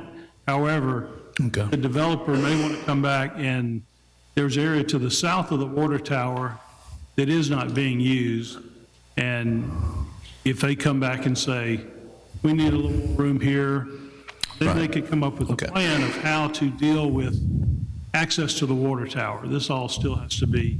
Sure, and I just wanted to clarify that because there were 3 city parcels to the west side of Coon Street, and I knew we were talking about 2 of those, but I didn't know which 2, so that answered my question. Right. I know that I'm sure Mr. Creel has some comments, but I'm prepared to make an amendment based on the language you had mentioned, Peter. Mr. Creel. Yes, there's a few comments, and to start out, I'd be happy to second that amendment when you get to it. So I think the biggest misconception here was, just in social media alone, was that we were trying to put 200 apartments on the ball field alone.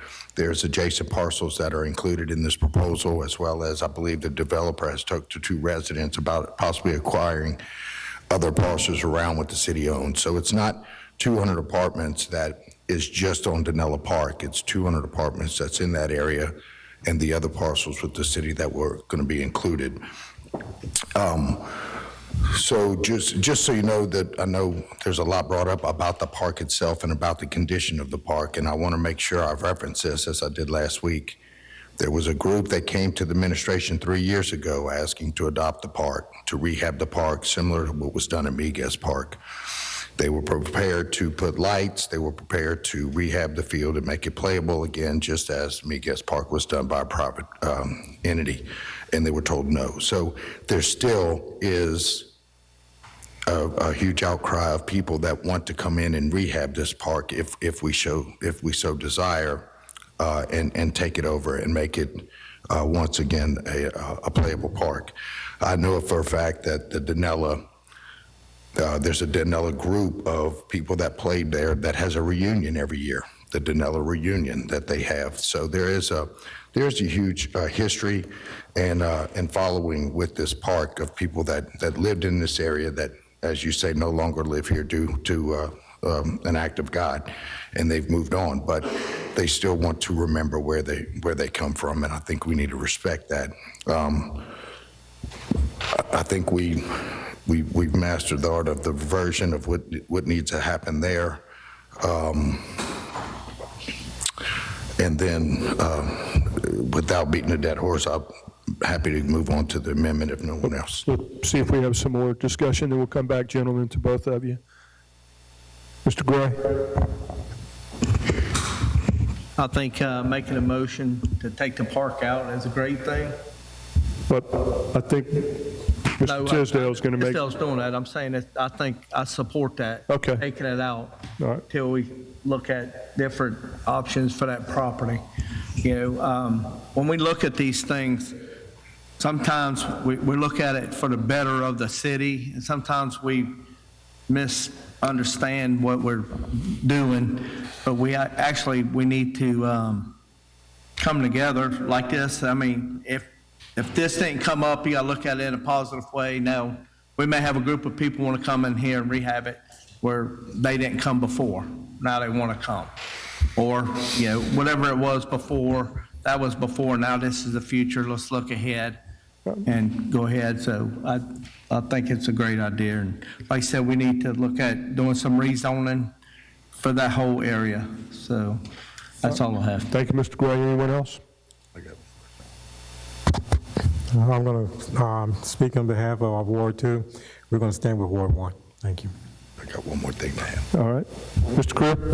And so I do have one question on, should the amendment pass and the park's taking out the other parcels.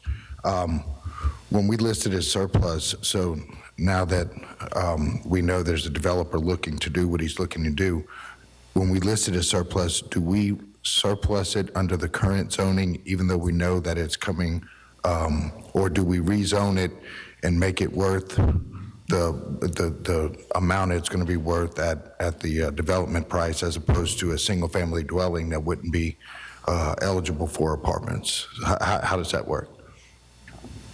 We can do it either way, but typically they are going to buy the property. We can set how the property is to be appraised, if there's a premium on that, but they would typically go through the zoning process on their own, but they would make that a condition of the sale that it gets zoned to a certain classification. So hypothetically speaking, would it be worth more as an apartment zoning than what it is currently? To appraiser, yes, I think so. Okay. I mean, one option is, as they're doing their diligence, we could look at it. If it's council's pleasure, we could, part of what Mr. Gray is talking about, rezoning certain areas. Or they may say, look, this is not big enough. This is not what we need. We need to look for something else. The council could still say, we're going to make this a prime development property, and we're going to rezone it for something that would increase the value. Okay. I mean, we can still refuse to accept whatever they're praying. We can have a number in our head of what it's worth anyway and make that the number. So. Okay, thank you. I do have a question. Mr. Marshall? Can we have a stipulation? I believe Mr. Gray had mentioned a stipulation. If he can expound on what he would like to see that. As far as the time, we have enough empty lots already, so me and him had discussed maybe possible stipulation, the time frame they got to do something with the property. Mr. Gray. Yeah, I mean, we talked about this, so just we need to make a stipulation that it's either start building within 18 months or the city requires the property back. We have enough land grabbers that grab the land. That's kind of where situation while we in right now is people grab the land that don't live here.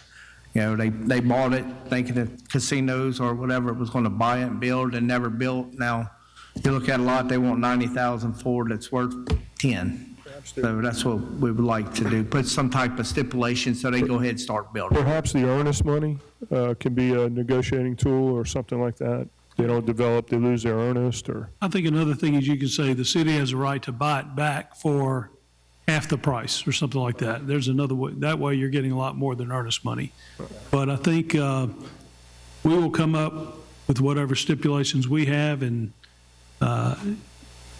each of y'all can look at it, and if it should be stronger, we'll make it stronger. I'm okay with that. All right. Just Mr. Shoemaker. Just to confirm, what we're discussing is going to include Danella Park and the parcel where the water tower is. It'll include both of those. It's only including the, right. So that's what I'm saying. It's not included. Okay. All right. That's all I had. Thank you. Well, go. Well, wait. We're going to exclude Danella Park. Yes. Taking that out. Okay. I'll just state for the record, we have 3 parcels. 1410H07, they're all 1410H07. Danella Park is 017, that's 17. The parcel to the east of the water tower is 29, and the parcel below that is 30. So we're excluding parcel 17, which is Danella Park. We are making this 2 parcels, 29 and 30. I've got a couple of questions. You said they may be interested in a part of the parcel where the water tower is. Should we amend this to include the water tower, or that's not necessary at this time? I'm just asking the question. They don't have to purchase that parcel, but if we include it, it would be available in the negotiations.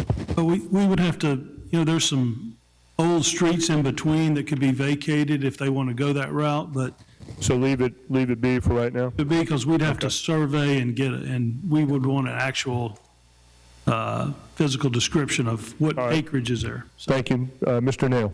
If we're taking the park out, do we have anybody, are we going to give anybody permission to do something with the park, or are we just going to leave it the way it is now? That's all subject to later discussion. The restriction says it's children's playground or public grounds. Public grounds could be a green space, a better green space, a walking track, a ball field, something like next to Margaret Sherry Library, something like Pennzoil Park.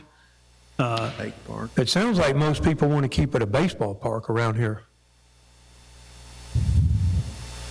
We're not dealing with that today. I'll just say. Okay. All right. Thank you. Don't complicate things. Anyone else have anything else to add? Everybody's good. I just want to add this, and I was prepared to add this if depending on how things were going to go. I'm still working with the council clerk to prepare a piece of legislation. This indirectly may or may not affect Danella Park, but it was brought up by this council, and it was brought up years ago, of renaming some of the fields out at A.J. Holloway Park complex after some of these old fields, Hollis, Volunteer, possibly Danella, depending on how things go. So I'm working on that piece. It's a little complicated because it may involve this school property. It may or may not involve some involvement with the school. So if anybody wants to work on that piece of legislation with me, I'll invite them to kind of join in.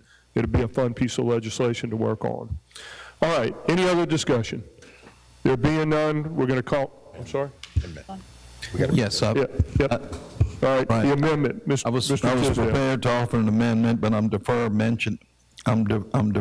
motioning that amendment to Councilman Gray since it's in Ward 1. He may do the honors. Thank you.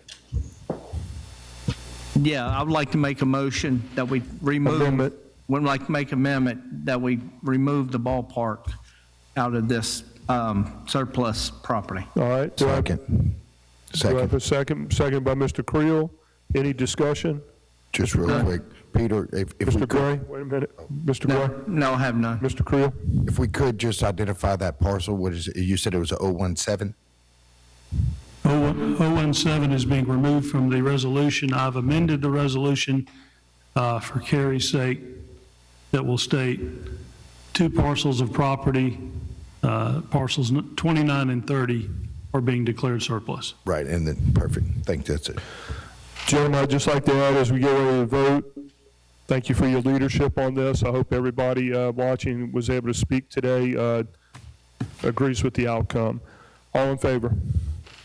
Those opposed? Unanimous. Y'all are applauding that we voted for a surplus property. I just want to let you know that. Thank y'all very, very much. Thank you. All right, let's move on. Call for the question on the as amended.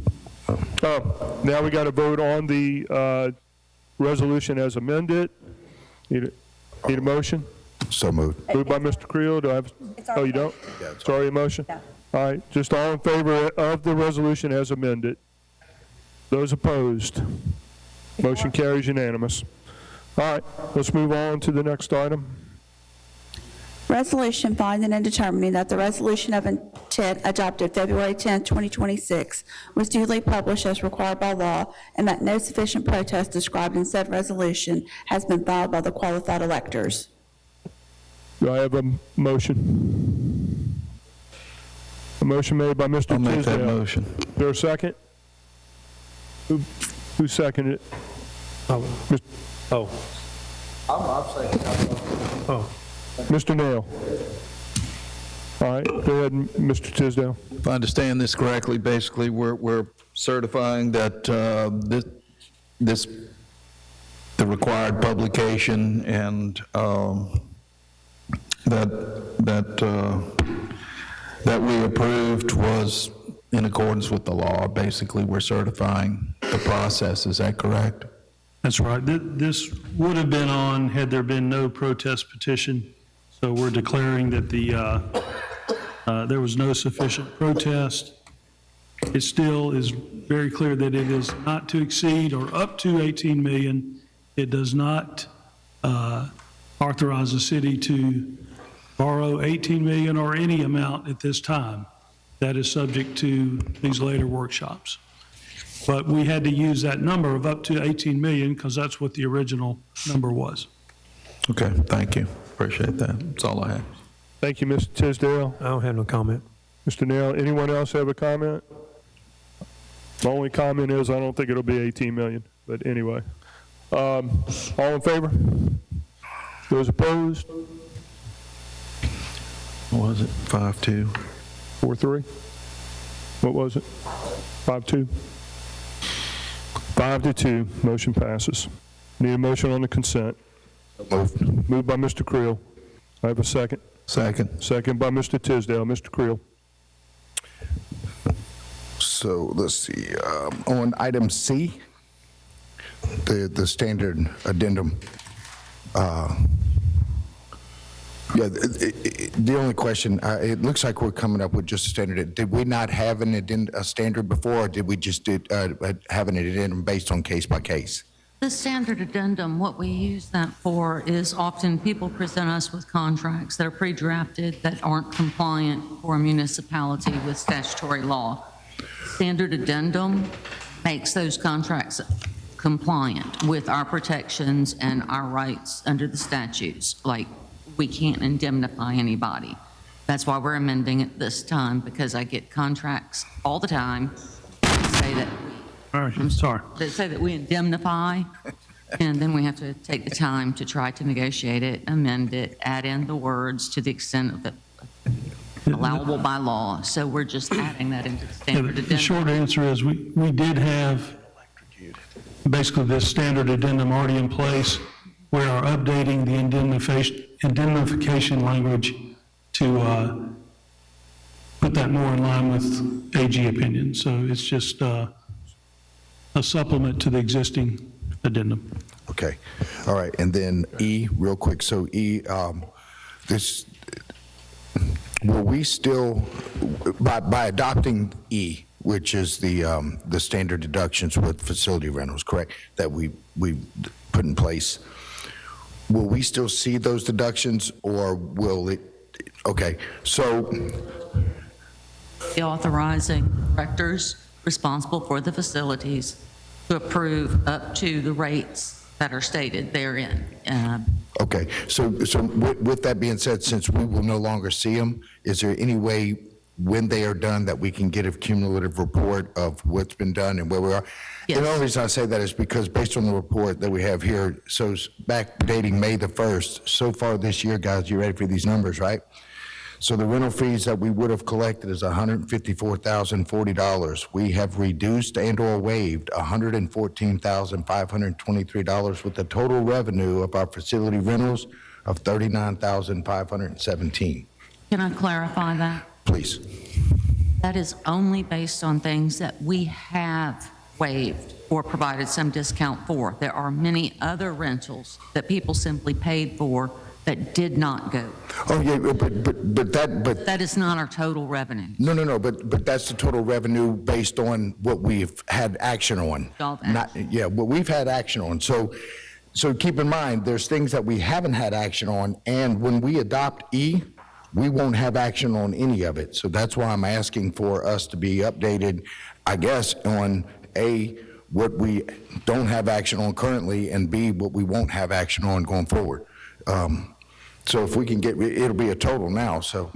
Produce reports very similar to the one that I have for you. For developing a database that'll do that and be able to. Perfect. Same format that you're used to, and so that will be able to be done by me. Let me throw out two. There's a number of occasions, but for these discounts, we wouldn't have had the business anyhow. So, I mean, it's not really apparent that, we're waiving some stuff, but I know a number of occasions we can't afford this or we'll have to go somewhere else. So that's some of the reasons why these applications and these especially with the 501c3s, their budget, and there are other things related to renting that contribute to a little bit of a revenue picture. For some, we come to a situation to request more than what has been authorized here, like the 501c3s are authorized at 50%. For some reason, they either, we have to bring it back. And It comes outside of that. If outside of what the parameters, I get it, but at the same time, we collected 25% of what we would have charged.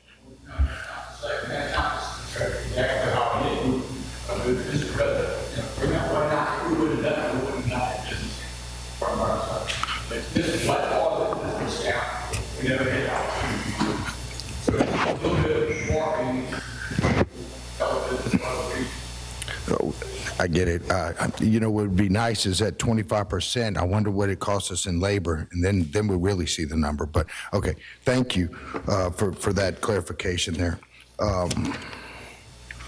And that's all I have on the consent. Thanks. Mr. Tisdale. Yes, on item F, that would be Christie. Christie Labata, come on down. All right. Just a quick question. I see we're accepting a bid of Southern Way Contracting. I'm not familiar with them, but that's not unusual. I don't know how familiar you are with them. I just noticed in looking at the bid tab, they're significantly less expensive than the other bidders. So is the contract, as far as you know, the contractor's reputable, I'm assuming, or you wouldn't have put this forward. Have they been around for a while? Are they here? Been around for a long time, but we have worked with the guy who owns the company before.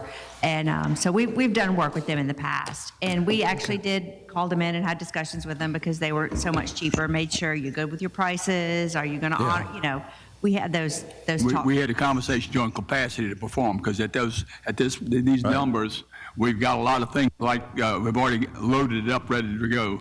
As we talked a little bit about the Division Street, some of the things that these are exciting numbers that they threw at us. Thank you, Christie. That's it. That's all.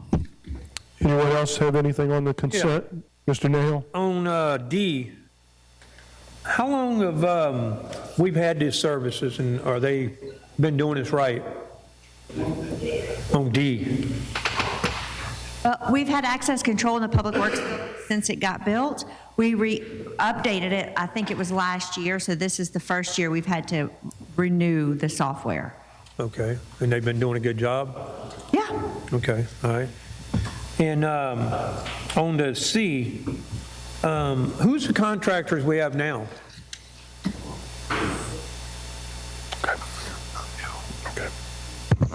That's C being the addendum, or? Yeah, the, Oh, this is anybody that submits a contract to us. This allows us to sign the contract and then attach this to it, which overrides any of their terms. oh, okay. This is pretty much like things like, they may say, you have to arbitrate if there's a dispute. Well, there's AG opinions that say the city can't be required to arbitrate.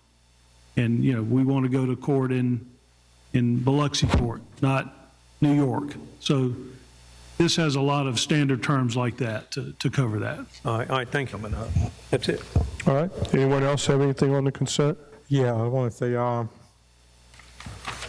in reference to the standardized reductions, this is a good move.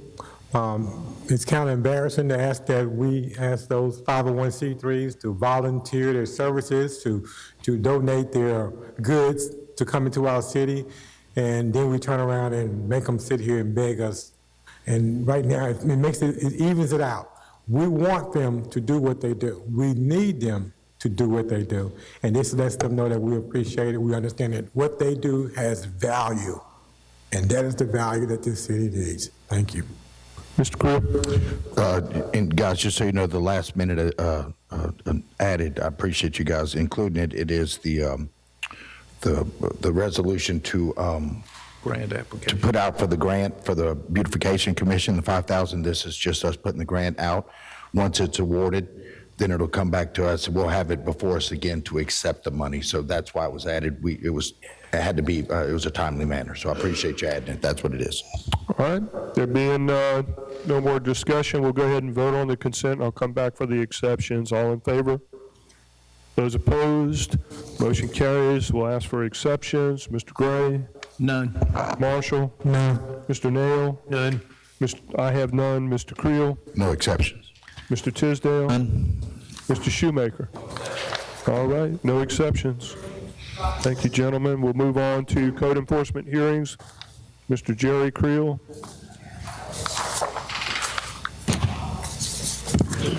Item A on the agenda, Carlton Pace, 272 Benaki Avenue. That case has been resolved. Item B, Carlton H. and Lumika Pace, 270 Benaki Avenue. That case has been resolved. Item C, Retheta Weston McDuffie, 7075 Larkin Place. That case has been resolved. Item D, Frank Q. and Julie Kim H. Wynn, 211 Maple Street. That case has been resolved. Item E, Jeremiah and Robert Daly, 0 Pine Street. That case has been resolved. Item F, Urban Transitional Living LLC, 273 Queerens Avenue. That case has been resolved. Item G, Team Rudolph LLC, 308 DeBees Road. That case has been resolved, but it'll be coming back later. What happened is that after we started the case, the property was sold, changed hands, so we have to start over and come back to you all again. Item H, Chan Nok Tran, 257 Holly Street. This property is still in violation. Is there anyone here to speak on behalf of Chan Nok Tran, 257 Holly Street? There being no one, this case is closed. Item I, Sang Van Tran, 211 Dory Street. This property is still in violation. Anyone here to speak on behalf of Sang Van Tran, 211 Dory Street? This case is closed. Item J, Excellent Holdings Corporation, 395 Fayard Street. This property is still in violation. Is there anyone here to speak on behalf of Excellent Holdings Corporation, 395 Fayard Street? This case is closed. Thank you. Need a motion on the routine. So moved. Moved by Mr. Creel, seconded by Mr. Tisdale. Mr. Creel. No comments. Mr. Tisdale. Nothing. Anyone have anything to add to the routine? There being no other comments, all in favor? Those opposed, motion carries. Need a motion to adjourn? So moved. Moved by Mr. Tisdale, second by Mr. Creel. Discussion? None. All in favor? Opposed? We're adjourned. Good job, Kenny.